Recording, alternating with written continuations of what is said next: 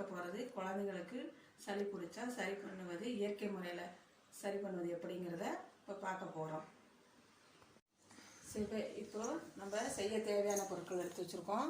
சூடம், தேங்காய், விளக்கு. இந்த மகாலட்சுமி விளக்கில் இந்த எண்ணெயை காய்ச்சுவது மிகவும் சிறப்பானது.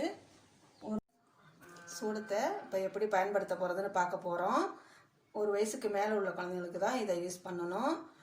1 வயசுலேருந்து 2 வயசுக்குள்ள குழந்தைங்களுக்கு இதை பாதி சூடம் கட் பண்ணி போட்டுக்கலாம். நான் 2 வயசுக்கு மேலே 5 வயசுக்குள்ள குழந்தைங்களுக்கு 1 சூடம் சேர்த்துக்கணும். நம்மளை மாரி பெரியவங்களுக்கு 2 சூடம் சேர்த்துக்கலாம். அடுத்து எண்ணெய் எப்படி காய்ச்சுவதுன்னு பார்க்கலாம். இப்போதைக்கு முதல் விளக்கு ஏற்றி வச்சுக்கணும்.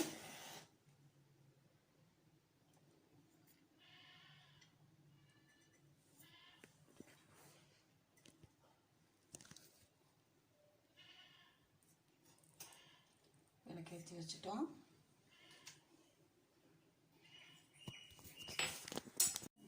மேலே ஒரு கரண்டி எடுத்துக்கணும். குழந்தைங்களுக்கான அரை சூட இது பண்ணுறோம். இப்போ 1 ஸ்பூன் தேங்காய் எண்ணெய் சேர்த்துக்கிறோம்.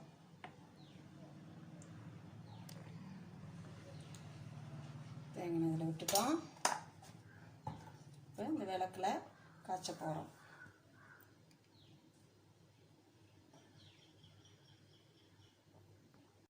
இப்போ இந்த எண்ணெய் நல்லா காய்ச்சிட்டோம். சூடம் கரையிற அளவுக்கு நல்லா காய்ச்சி எடுத்துடும். நல்லா கொதிக்கும். அந்த வாசனை வரும். எண்ணெய் சூடம் கரைஞ்சோடனே அந்த எண்ணெய் காய்ஞ்ச வாசனை வரும். அதுக்கப்புறம் எடுத்து வச்சு நல்லா வெதுப்பான பதத்தில் குழந்தைங்க காய்ச்சி வச்சுருக்கோம். இதை எப்படி தடவணும்னா, சூடு கொஞ்சம் வெதுப்பான பதத்தில் எடுத்து மூக்குக்கு கீழே, நெஞ்சுக்கு, கை கால் கூட தடவலாம். குழந்தைக்கு யூஸ் பண்ணி பாருங்கள், நல்லாயிரும். யூஸ் பண்ணி பார்த்துட்டு சொல்லுங்கள் மக்களே. வணக்கம்.